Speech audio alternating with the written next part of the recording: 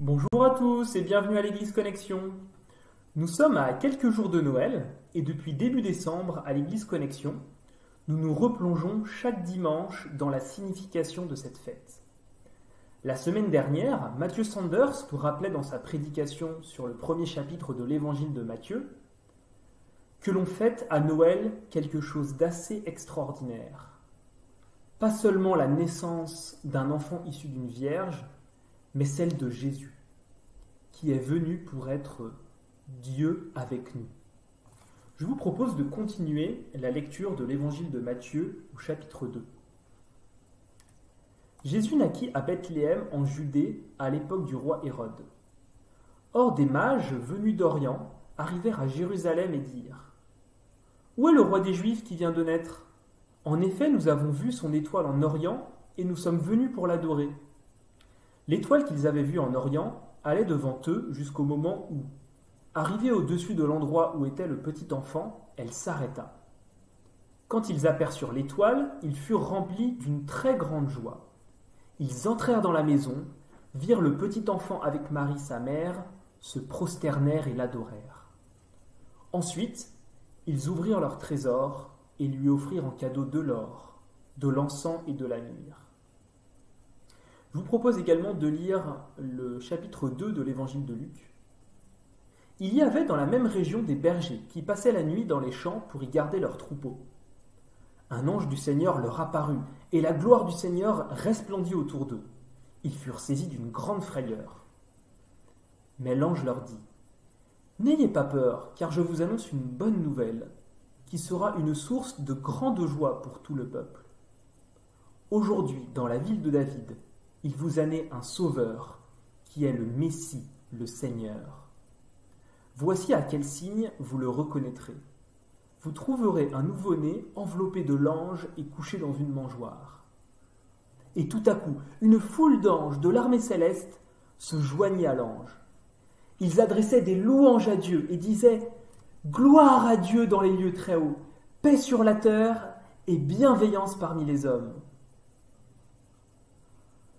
Lorsque les anges les eurent quittés pour retourner au ciel, les bergers se dirent : « Allons jusqu'à Bethléem pour voir ce qui est arrivé, ce que le Seigneur nous a fait connaître. » Alors ce que j'aime particulièrement dans ces deux textes, c'est de voir la création exulter de la venue du Sauveur.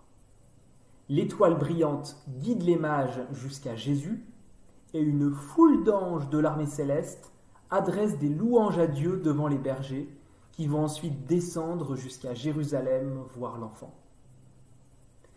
Et aujourd'hui encore, le Seigneur nous a donné la beauté, le ciel et la terre, pour témoigner de son existence et nous guider à lui. Alors, de la même manière que les mages et les bergers ont pu physiquement se prosterner et adorer Jésus, Dieu nous donne par Jésus-Christ un accès direct à lui. Nous pouvons lire sa parole, le prier, l'adorer et lui adresser des louanges. Chantons ensemble.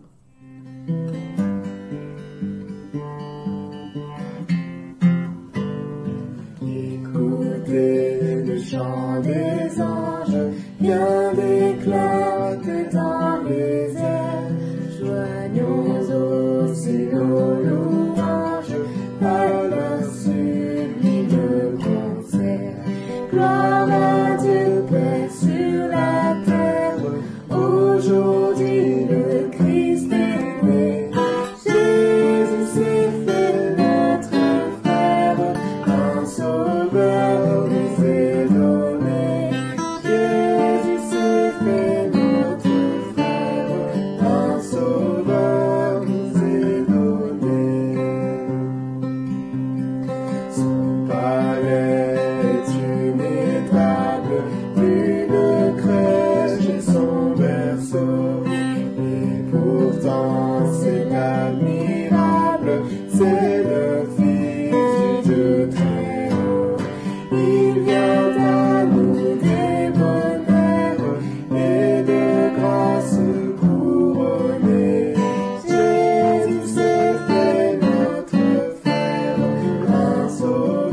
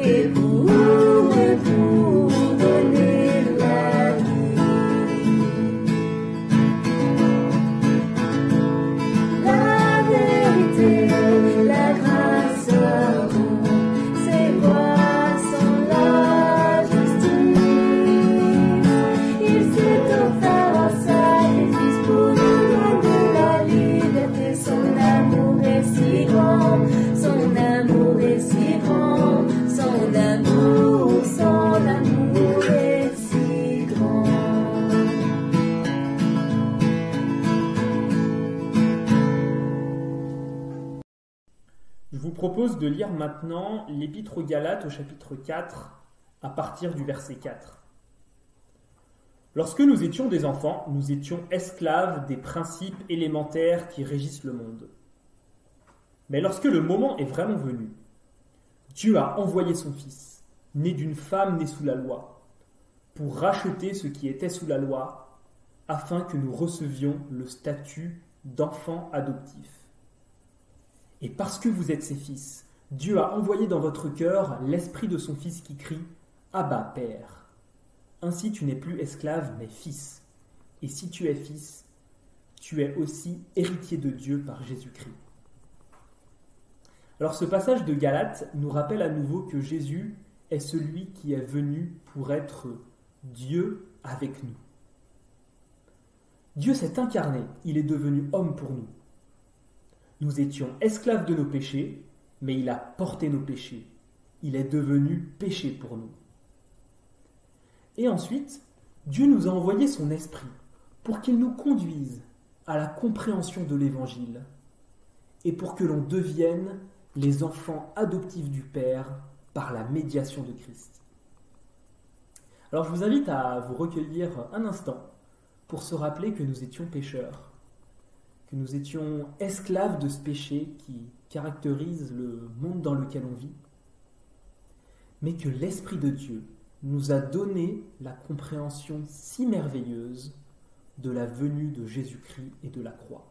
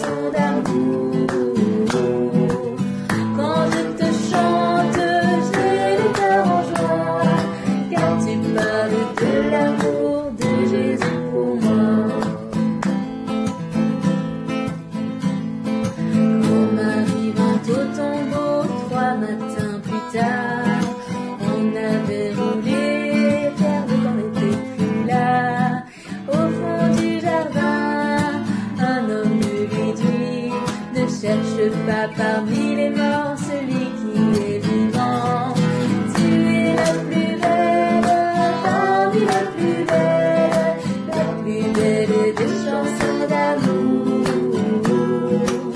Quand je te chante, j'ai le cœur en joie, car tu parles de l'amour de Jésus pour moi. Tu es la plus belle, parmi les plus belles, la plus belle des chansons d'amour. Quand je te chante, j'ai le cœur en joie, car tu parles de l'amour de Jésus pour moi. Car tu parles de l'amour de Jésus pour moi.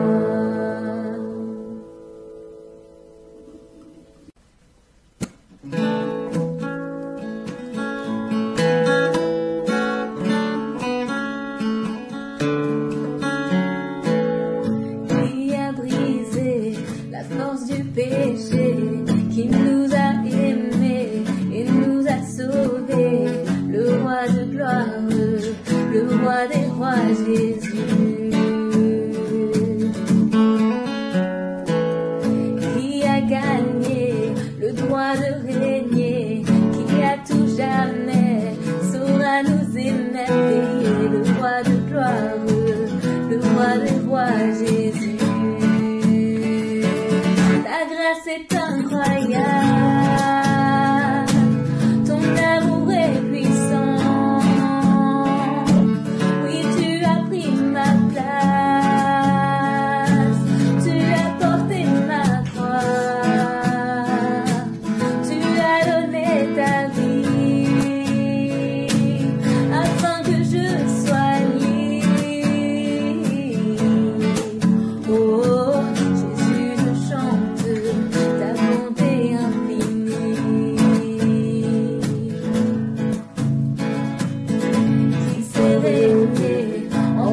cette justice qui sait répondre à chaque supplice.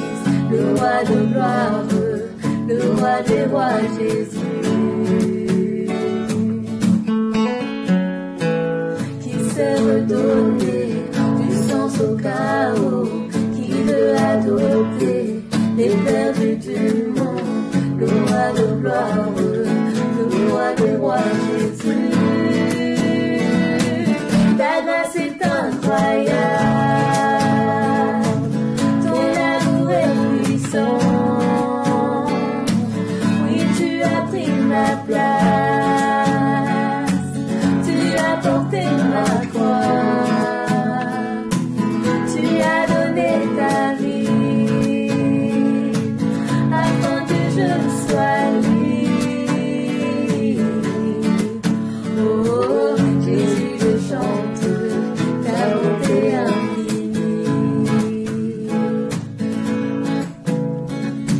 Digne est l'agneau immolé, digne est le roi ressuscité, digne est l'agneau immolé, digne est le roi ressuscité, digne est l'agneau immolé, digne est le roi ressuscité, digne est l'agneau immolé, digne est le roi. C'est incroyable, ton amour est puissant. Oui, tu as pris ma place, tu as porté ma croix, tu as donné ta vie afin que je sois libre. Oh, Jésus, je chante ta bonté infinie. Ta grâce est incroyable, ton amour est puissant. Oui, tu as pris ma place, tu as porté ma croix, tu as donné ta vie afin que je sois libre. Oh, Jésus, je chante ta bonté infinie.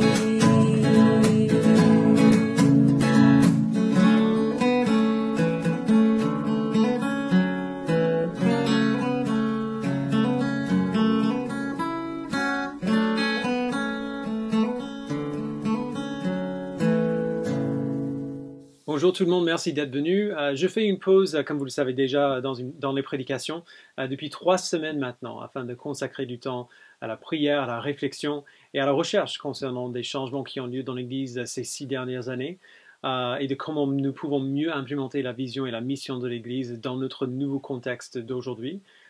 Ces 3 semaines ont été vraiment, vraiment réjouissantes. Pour moi personnellement, pour nous les anciens, et on discute tous les jours quasiment de ces choses. Et pour vous aussi, je suis sûr, ça fait beaucoup de bien d'entendre quelqu'un d'autre que moi parler tout le temps.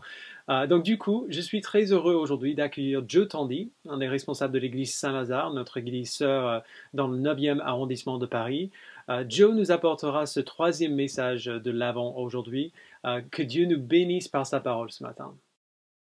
Bonjour à toutes et à tous, c'est un plaisir pour moi de pouvoir vivre ce moment avec vous. Juste petite explication, c'est quoi ce cadre étrange? Est-ce que je suis en train de prêcher dans la rue? Non, je suis dans la cave de mon immeuble, un des seuls endroits calmes chez moi. Donc voilà, c'est pour ça. Bienvenue aux membres de l'église Saint-Lazare, bienvenue aussi aux membres de l'église Connexion. Et ça me fait très plaisir de pouvoir vivre ce moment avec vous aussi. Merci de gardez votre Bible ouverte devant vous pour qu'on puisse tous suivre ensemble et vérifier que ce que je vais dire vient bien de Dieu. C'est sa parole et pas simplement mes propres idées. Alors, question, qu'aimeriez-vous comme cadeau de Noël? Si vous êtes comme moi, j'imagine que s'il y a une chose qu'on aimerait tous pour Noël, ce serait de sortir enfin du cycle infernal qu'on a subi cette année et dont Dieu seul sait s'il continuera l'année prochaine. Ma fille de 7 ans aime bien le formuler: confinement, déconfinement, reconfinement. Je ne sais pas comment vous vous sentez en cette fin d'année. Peut-être que vous vous sentiez encore peureux. Si vous deviez choisir un mot pour décrire l'année 2020, ce serait la peur. Peur pour votre santé, pour vos proches, votre emploi. Et même si on a été plutôt épargnés en 2020, à mon avis, on ressent tous au moins une grande lassitude. Quand est-ce qu'on pourra tourner la page? Comment savoir qu'on ne va pas encore se retrouver confiné? Qu'est-ce que c'est pénible de n'avoir aucune visibilité? Mais alors, question. Dans tout ça, dans ce cycle infernal, où cherchons-nous notre réconfort? Et soyons honnêtes avec nous-mêmes. Cette année, en 2020, où avons-nous cherché le réconfort? Peut-être dans le sport individuel? Sur Netflix? Dans une foi aveugle que la vie reviendra forcément à la normale bientôt? En s'accrochant à la perspective d'un vaccin? Permettez-moi de nous plomber juste un tout petit peu plus le moral. Même si le Covid-19 disparaît en 2021, on aura d'autres problèmes, d'autres épreuves. Non pas qu'on n'aura pas aussi des bons moments, on en aura, mais ils ne seront toujours que temporaires. D'où notre question ce matin. Dans ce type de cycle infernal, où le répit est toujours temporaire, en quoi Jésus nous réconforte? Prenez 10 secondes pour y répondre pour vous et soyez honnêtes. Dans le cycle infernal qu'on a vécu cette année et qu'on peut vivre souvent dans la vie, en quoi Jésus nous réconforte? Si vous êtes comme moi, peut-être qu'on se rend compte que la réponse c'est pas assez. Peut-être qu'on se rend compte qu'on croit en un Jésus qui est comme une sorte d'assurance-vie. Il est là au cas où. Ou un Jésus qu'on voit comme un ami vers qui se tourner quand ça ne va pas, et pas beaucoup plus que ça. Mais est-ce que c'est suffisant? Est-ce que ça rend compte de toute l'étendue de qui Jésus est? Dans un monde où le répit n'est toujours que temporaire, en quoi Jésus nous réconforte? 700 ans avant Jésus, les premiers lecteurs d'Ésaïe se demandaient eux aussi où trouver un soulagement dans une situation de grande insécurité. Ils étaient face à la menace de guerre. La ville de Jérusalem était sur le point d'être attaquée par une coalition entre les armées de Damas et celle de la ville de Samarie.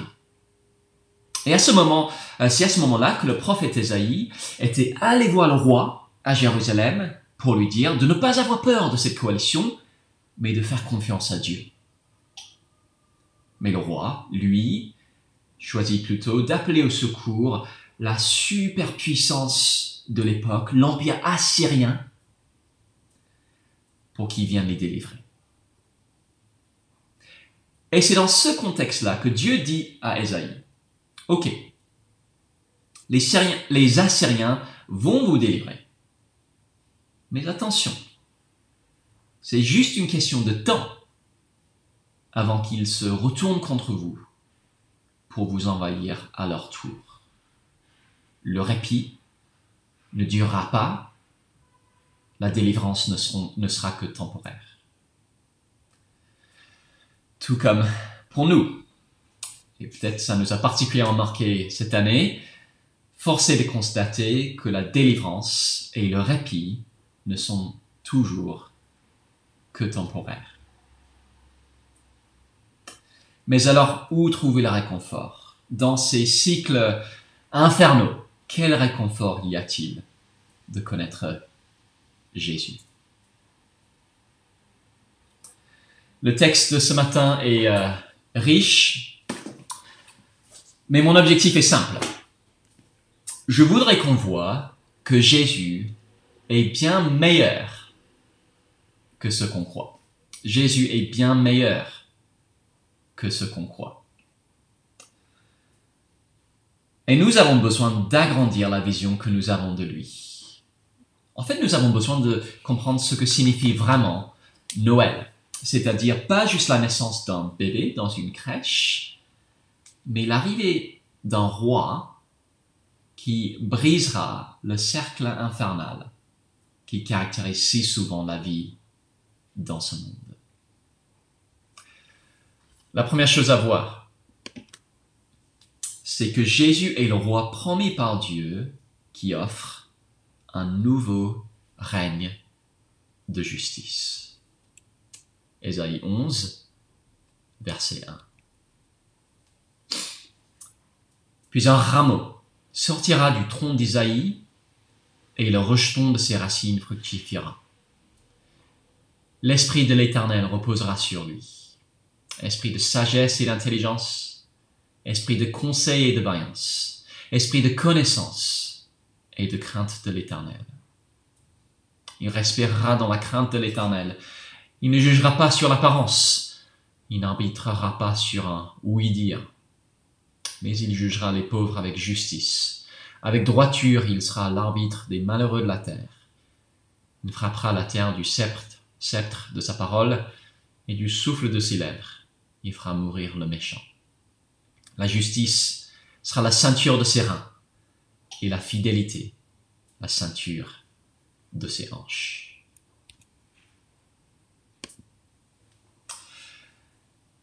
On n'a peut-être jamais connu une année où on a été aussi conscient de nos attentes vis-à-vis de nos leaders. En témoigne le nombre de spectateurs devant les allocutions présidentielles. On sait que s'il y a bien une personne dont la parole détermine notre quotidien, c'est le président. En même temps, on a aussi été particulièrement conscient des limites de nos leaders. Ni Emmanuel Macron, ni aucun autre chef d'État n'est infaillible. Aucun leader sur la planète n'a le pouvoir de prononcer la fin du cycle infernal du Covid-19 sans mentir. Et on peut regarder vers d'autres pays et voir les dégâts causés par des décisions mal informées ou basées sur des motivations politiciennes. On sait l'importance d'avoir des leaders compétents. On connaît aussi les limites de ceux que nous avons. La première chose à voir dans ce passage, c'est que Dieu promet un roi meilleur que tous les autres leaders qu'on a pu connaître. 7 siècles avant Jésus, Dieu avait promis un roi qui régnerait avec une justice parfaite. Et c'est ce que veut dire cette expression étrange au verset 1. Un rameau sortira du tronc d'Isaïe. Alors, qu'est-ce que ça veut dire? Est-ce qu'il parle de jardinage? Et puis, c'est qui ce Isaïe? Qu'est-ce qu'il est en train de dire? Isaïe, c'était le père du roi David, qui avait régné plusieurs siècles auparavant, avant Ésaïe, avant celui qui a écrit ce passage. Et David, à qui Dieu avait promis qu'un de ses descendants serait pour toujours sur le trône. Le projet de Dieu avait toujours été de bénir son peuple en plaçant à leur tête un roi. Alors, ça peut peut-être paraître étrange à des Français républicains, mais tant pis pour les Français. Dieu avait toujours prévu de travailler à travers son roi. Mais au moment où ce passage a été écrit, ça faisait déjà des centaines d'années que le peuple de Dieu était gouverné par des rois qui descendaient de David. La plupart étaient plutôt mauvais. Le peuple devait être plutôt blasé vis-à-vis de leur leader, tout comme nous pouvons l'être vis-à-vis des nôtres. Où est donc la nouveauté de ce passage? À vous de réfléchir. On nous parle d'un roi un descendant de David qui devait venir. Relisez les versets 2 et 3 pour vous-même. Qu'est-ce que ce roi, celui promis ici, qu'est-ce qu'il a de particulier? Lisez les versets 2 et 3. Je vous laisse quelques instants pour cogiter.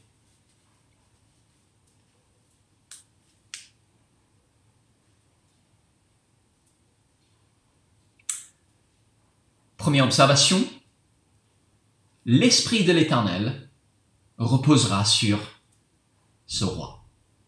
Autrement dit, à travers lui, c'est Dieu qui est aux commandes. Aucun décalage entre le roi et le Dieu qu'il représente. Il y a eu des moments cette année où on a pu entendre des chrétiens se plaindre de certaines décisions de nos autorités en France. Je pense en particulier au projet de loi sur les séparatismes. Notre gouvernement annonce des choses préjudiciables aux chrétiens. Ce n'est pas normal. Mais le roi promis ici est parfaitement aligné avec ce que Dieu veut, parce que c'est l'Esprit de Dieu qui le dirige. Et on voit ce que ça implique pour son leadership. Regardez encore le verset 2. Cet esprit, c'est un esprit de sagesse, d'intelligence, conseil, vaillance, connaissance et crainte de l'Éternel. Aucun risque que ce roi soit dupe d'idées complotistes ou qu'il se trompe dans ses décisions. Il dispose de toute la sagesse et l'intelligence de Dieu. Et on voit les résultats de cela. Verset 3. Il ne jugera pas sur l'apparence, il n'arbitrera pas sur un oui-dire, mais il jugera les pauvres avec justice. Avec droiture, il sera l'arbitre des malheureux de la terre. Il dirigera avec une justice parfaite. Quand on parle du fait de juger, on ne parle pas uniquement du fait de régler des contentieux.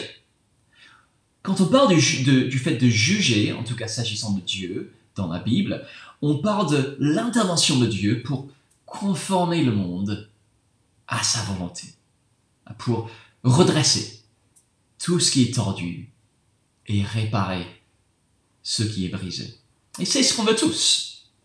Pensez aux autres actualités de cette année. George Floyd, Black Lives Matter, Michel Zecler en France. On sait combien de l'injustice est, pour reprendre le langage consacré, irrespirable, insupportable.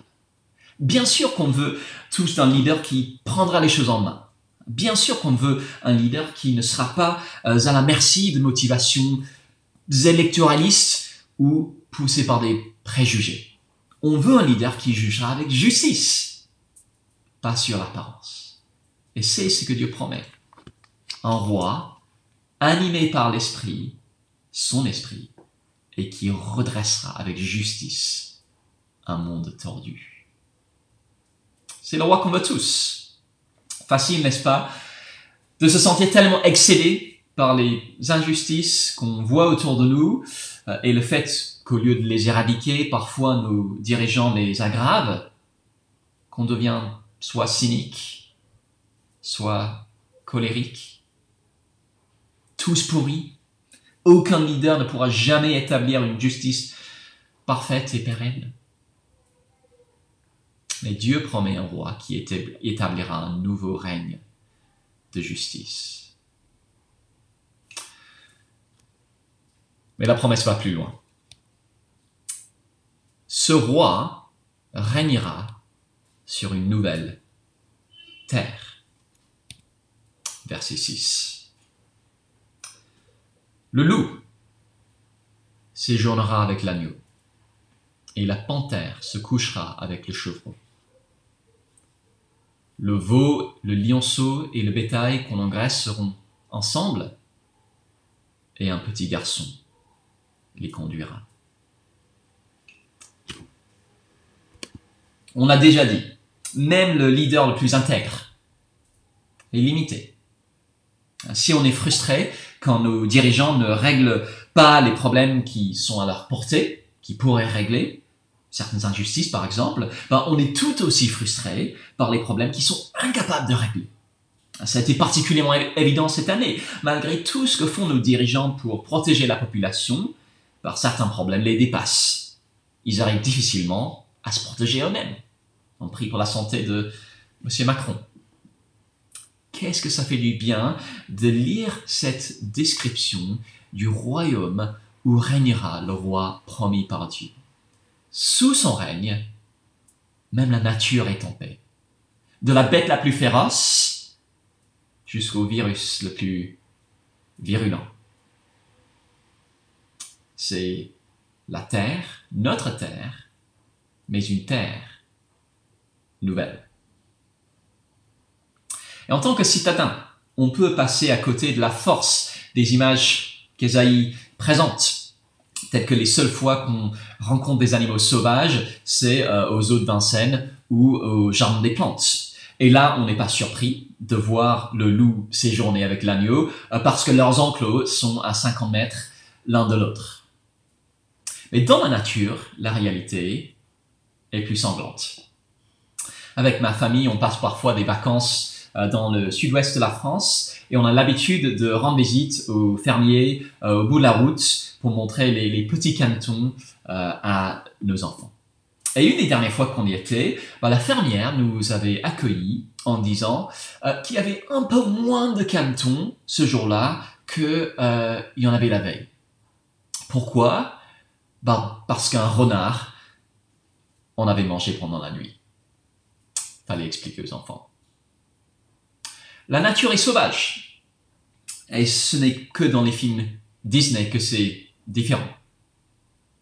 Dans la nature, quand un loup voit un agneau, il se dit « gigot ».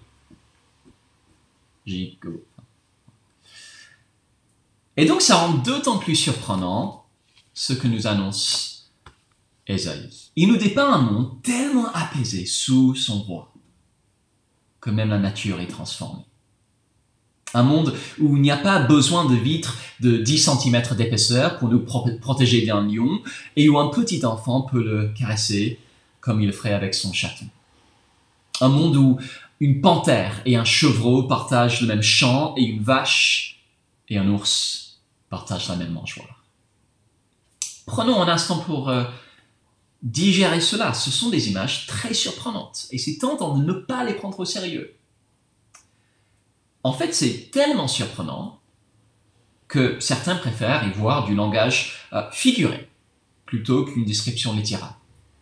La paix instaurée par le roi sera tellement parfaite que ce sera comme si même les animaux étaient en paix les uns avec les autres. Mais personnellement, je pense que ça tombe bien en deçà du propos de Dieu dans ce passage. Parce que ce qu'il veut montrer à travers Ésaïe, c'est que cette création déréglée, à cause de la rébellion humaine contre Dieu, sera enfin pleinement rétablie sous le règne du roi promis. Au début de la Bible, Adam et Ève désobéissent à Dieu, ils succombent à la tentation du serpent, à qui Dieu s'adresse en ces termes. Genèse 3, verset 14. « Puisque tu as fait cela, tu seras maudit entre tout le bétail et tous les animaux de la campagne, tu marcheras sur ton ventre et tu mangeras de la poussière tous les jours de ta vie. Je mettrai inimitié entre toi et la femme, entre ta descendance et sa descendance. Celle-ci t'écrasera la tête et tu lui écraseras le talon. » Entre le serpent et l'humanité, la guerre. Et ensuite, Dieu s'adresse à l'homme. Parce que tu as écouté la voix de ta femme et que tu as mangé de l'arbre dont je t'avais défendu de manger, le sol sera maudit à cause de toi. C'est avec peine que tu en tireras ta nourriture tous les jours de ta vie. L'humanité désobéit, conséquence, l'ordre naturel tout entier est maudit, déchu, à cause de la désobéissance humaine. Revenons à Ésaïe et le verset 8.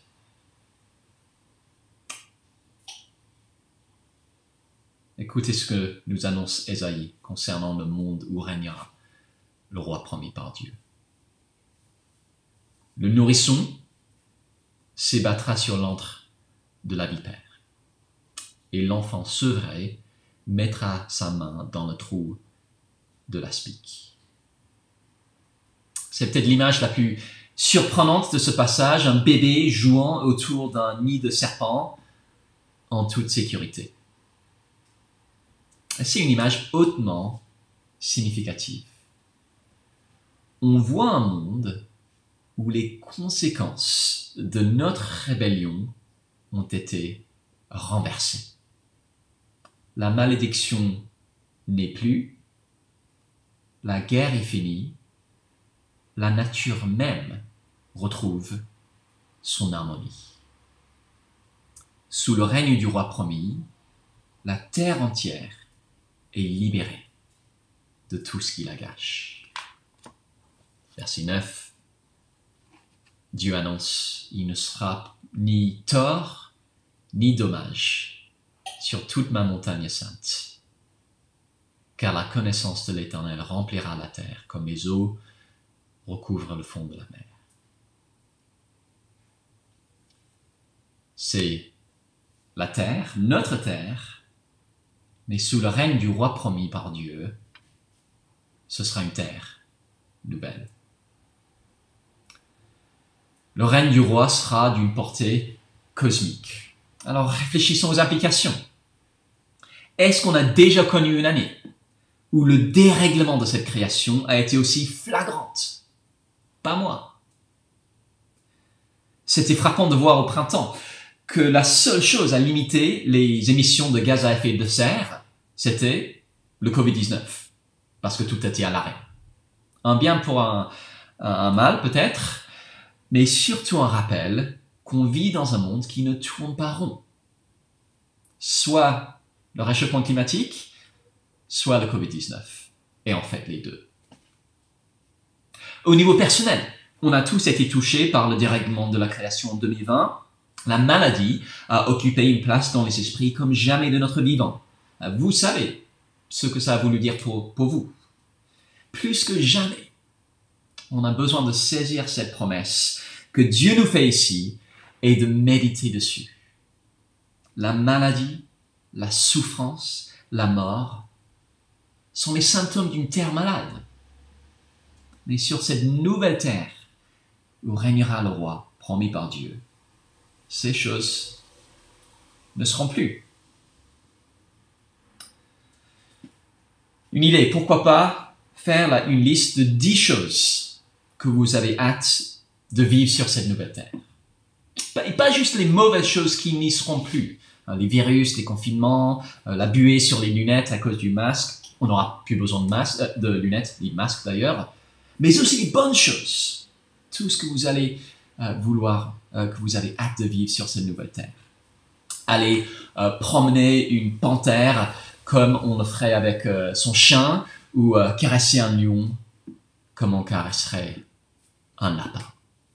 Quelques idées qui me viennent comme ça. Vous arrivez à 10 choses, continuez jusqu'à 20. Une activité à tenter ce Noël. Une terre nouvelle. Mais ça paraît si lointain à dire à quelqu'un. Si éloigné de notre réalité, on a du mal à l'intégrer. Mais en fait, selon Ésaïe, le roi Jésus a déjà commencé à conduire son peuple vers cette nouvelle terre.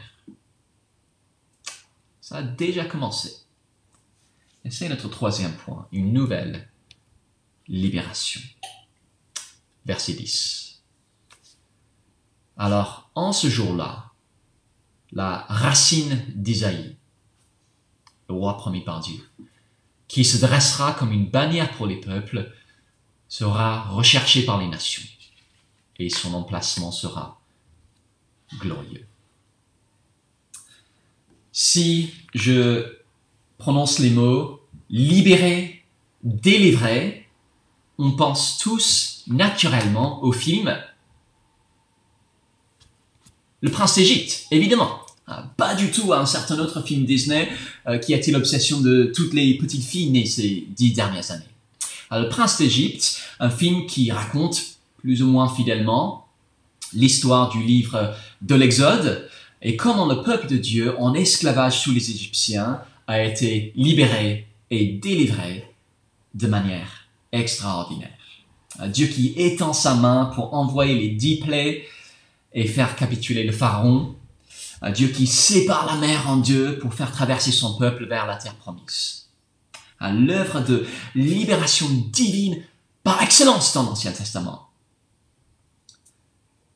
Mais une œuvre de libération qui n'était que l'ombre de celle que Dieu allait accomplir à travers son roi. On a dit au début qu'Ésaïe, qui a vécu entre la sortie d'Égypte et la naissance de Jésus, écrit à un moment de grande instabilité. Jérusalem était entourée par ses ennemis. Les Assyriens qu'ils avaient appelés à l'aide allaient finir par se retourner contre eux.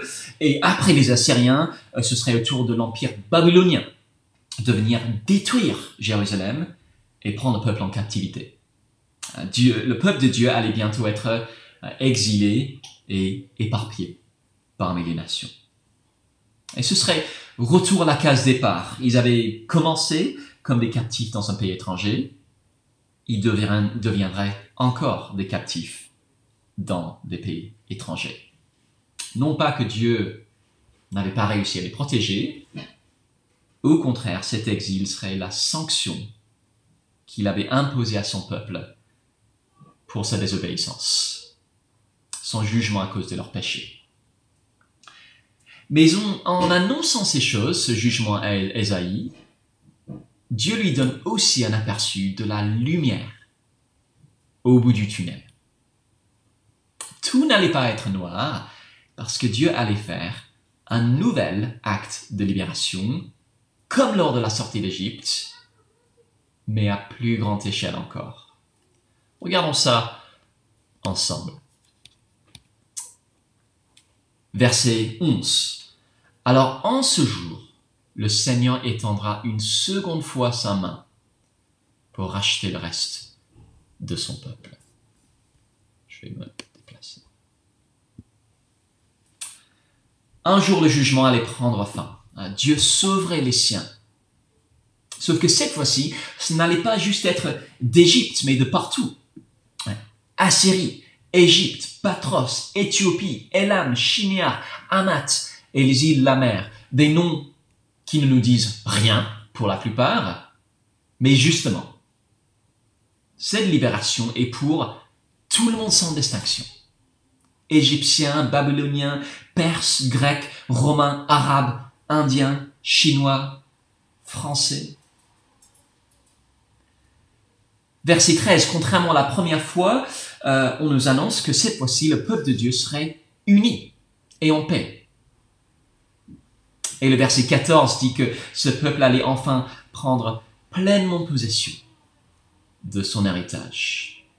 Et au cœur de tout, il y a le roi. Verset 10, il est présenté comme une bannière pour les peuples. Un signe élevé à la vue de tous pour appeler des personnes partout sur cette planète à sortir de la captivité et à venir à lui pour recevoir la liberté. À travers Ésaïe, Dieu a promis une nouvelle libération. Mais l'essentiel à comprendre, c'est que ce qu'Ésaïe a aperçu de loin, nous l'avons expérimenté si nous avons cru en Jésus. Les bénéficiaires de ce nouvel exode, c'est nous. À l'église Saint-Lazare, nous parcourons l'évangile de Jean dans nos études bibliques. Et ces dernières semaines, ce thème du nouvel exode a été particulièrement présent. C'est ce que montre, par exemple, le miracle de la multiplication des pains. Tout comme au moment de l'Exode, Dieu avait donné du pain à son peuple dans le désert, Jésus est le pain de vie que Dieu offre aujourd'hui pour le salut du monde entier. Et il est en même temps le roi venu pour accomplir ce nouvel Exode. Mais ce que ça veut dire, c'est que si nous avons cru en Jésus, nous avons déjà été libérés et nous sommes déjà en chemin vers notre terre promise. Nous sommes en route vers la nouvelle terre. Nous ne la voyons pas encore de nos yeux, tout comme après la sortie d'Égypte, les Israélites ne voyaient pas non plus leur destination. Mais malgré tout, nous sommes en chemin. Dieu a agi avec une grande puissance pour nous sortir de sous son jugement et il est en train de nous conduire vers notre patrie.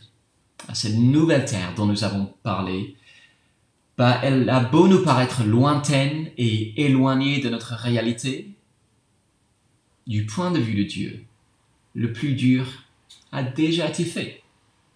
Le roi Jésus nous a déjà libérés de notre esclavage, pas aux Égyptiens, mais au péché, par sa mort sur la croix. Et maintenant, il s'agit simplement de continuer à marcher dans la direction qu'il nous indique. Nous sommes en route. Nous sommes en chemin. Et c'est capital de s'en rappeler. Vous voyez, c'est tentant de croire au mensonge qui dit que être chrétien, c'est simplement avoir fait un choix de vie un peu différent des autres. Quelques principes éthiques, quelques convictions un peu minoritaires, quelques habitudes un peu étranges, prier parfois, aller à l'église le dimanche. Mais que fondamentalement, notre situation n'est pas vraiment différente de celle de nos contemporains. Facile de voir les choses de cette manière-là. C'est juste complètement faux. Être chrétien, c'est participer déjà à la grande œuvre de libération, le nouvel exode que Dieu accomplit à travers son roi. Nous avons peut-être encore un désert à traverser, mais nous avons déjà été libérés.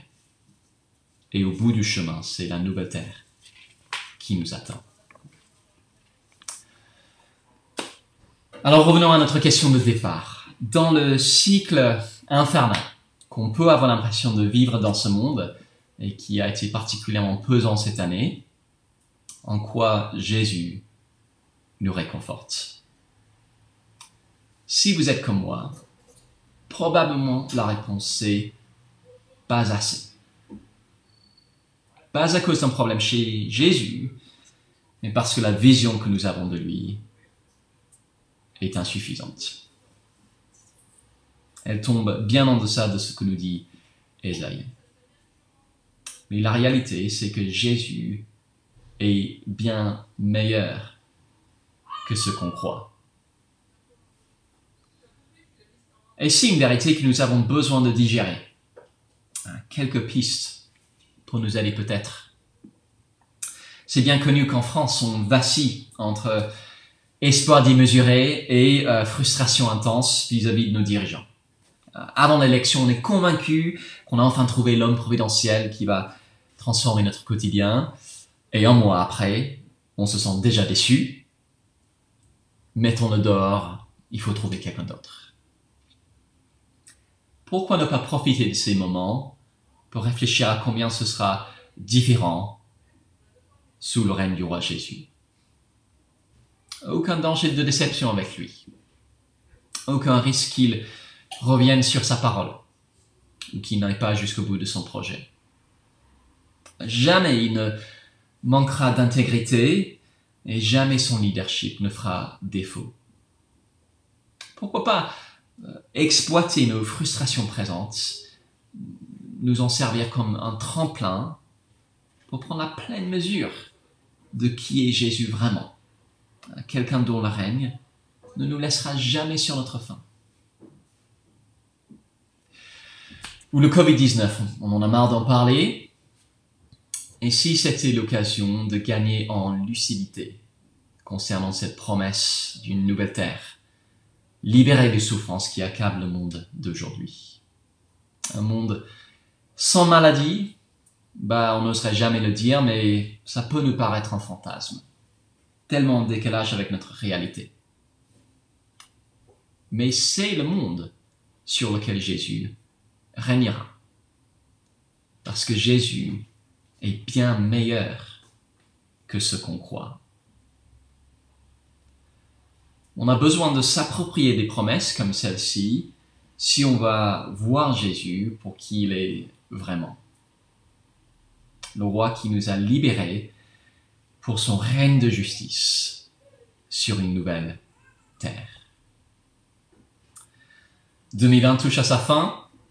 On ne sait pas ce que nous réserve l'année 2021. Un peu de répit, on espère. Mais quoi qu'il en soit, le vrai Jésus est pleinement capable de nous porter, quelles que soient les circonstances, pourvu qu'on accepte de le voir tel qu'il est vraiment. La question qu'on doit se poser, c'est est-ce que c'est ce Jésus-là en qui je crois? Et vous, en quel Jésus croyez-vous? Un Jésus taille mini, comme les figurines autour de la crèche, mignon mais facile à ignorer et pas d'une grande aide dans les moments durs, ou le Jésus tariel, celui qui est bien meilleur que ce qu'on croit. Joyeuses fêtes à toutes et à tous. Je vous invite à prier pour finir. Notre Dieu, notre bon Père Céleste, nous voulons te remercier pour tes promesses merveilleuses. Merci parce qu'à ce moment de l'année, nous nous rappelons cette promesse qui s'est accomplie quand Jésus est venu parmi nous, cette promesse d'un roi venu pour un règne de justice parfaite dans une nouvelle terre et pour accomplir une œuvre de libération par sa mort à la croix pour nous conduire vers la patrie que tu réserves pour nous. Père Céleste, nous voulons reconnaître que nous avons trop souvent une vision bien insuffisante de Jésus et une vision qui tombe bien en deçà de celle qui nous est présentée dans ta parole. C'est pourquoi nous voulons te demander de nous aider à voir le roi Jésus tel qu'il est vraiment. Jésus à taille réelle. Pour que saisis par cette vision-là, nous puissions vivre pour toi dans ce monde, quoi qu'il nous arrive. Au nom de Jésus. Amen.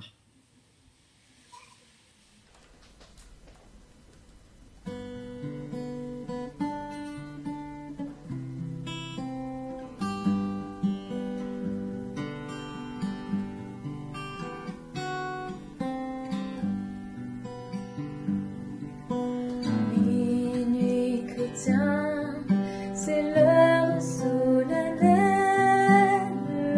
où l'homme Dieu descendit.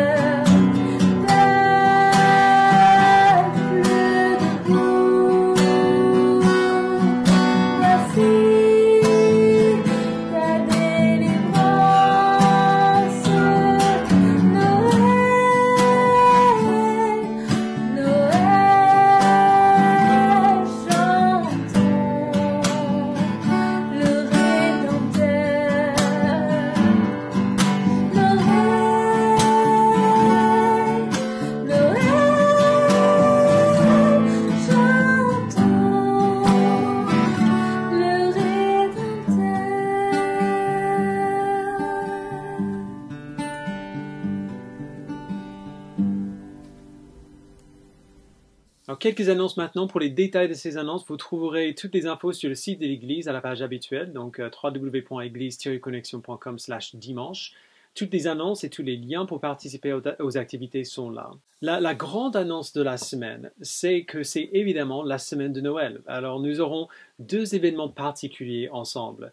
Le premier, pour ceux et celles qui peuvent et qui souhaitent y participer, c'est que nous aurons un moment de prière et de méditation le mercredi soir, le 24 décembre, à 20h sur Zoom. Ça va durer 1 heure à peu près, simplement un temps pour nous poser devant le Seigneur, pour lui remercier de la venue de son Fils, afin de bien célébrer la vraie raison pour cette fête. Donc le lien Zoom est déjà sur le site de l'Église et donc vous pourrez vous connecter mercredi soir directement là. Le deuxième événement, c'est le retour au culte en présentiel dimanche prochain, le 27 décembre. Et donc, comme les 2 semaines à venir sont des week-ends de fête, on ne sait pas du tout combien de personnes seront présentes. Et donc, voici ce qu'on va faire. Comme après le premier confinement, il y aura des restrictions sanitaires à respecter et nous serons obligés de vous demander de vous inscrire avant de venir au culte. Ces inscriptions sont déjà ouvertes sur le site de l'Église. Ce dimanche qui vient, le 27, et probablement la semaine d'après aussi, nous présumons que beaucoup de monde sera parti.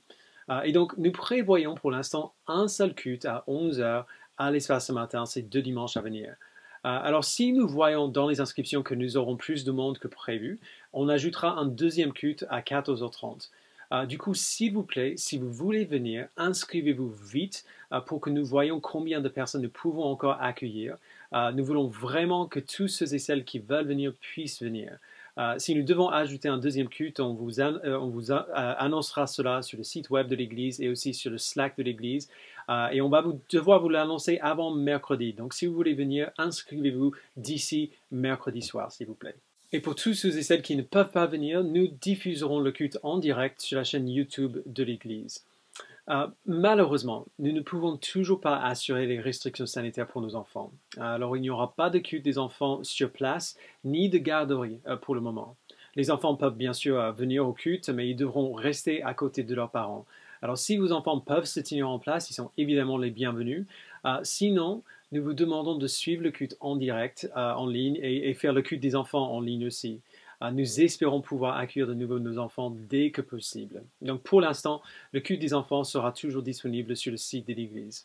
D'ailleurs, pour ceux et celles qui doivent suivre le culte en ligne, nous maintiendrons la salle Zoom habituelle pendant le culte à partir de 10h45 le dimanche matin, afin que vous puissiez suivre le culte ensemble et discuter avec vos frères et sœurs avant et après le culte. Donc le lien est sur le site de l'Église à la page du culte en ligne.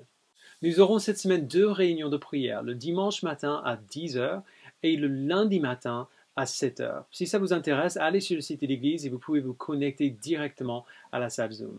Pendant les semaines de fête, il y aura une pause dans nos études, dans nos groupes de communauté. Il n'y aura pas d'études bibliques préétablies.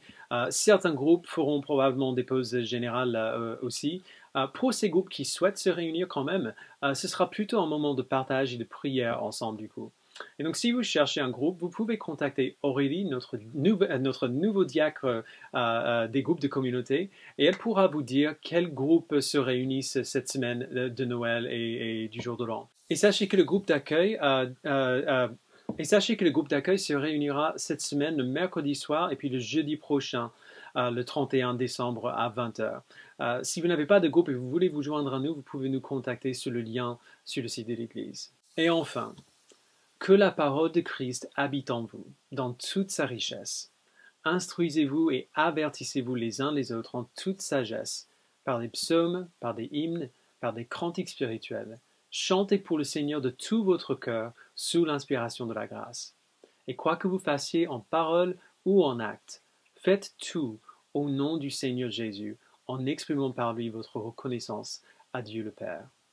Merci beaucoup d'être venu. Merci encore à toute l'équipe qui a travaillé cette semaine et pendant tout le confinement pour que la vie de l'Église continue de se vivre. Je ne peux pas vous dire trop souvent à quel point je suis reconnaissant pour ce que vous avez fait. Donc, merci beaucoup. À très bientôt cette semaine. Joyeux Noël. Que Dieu vous bénisse.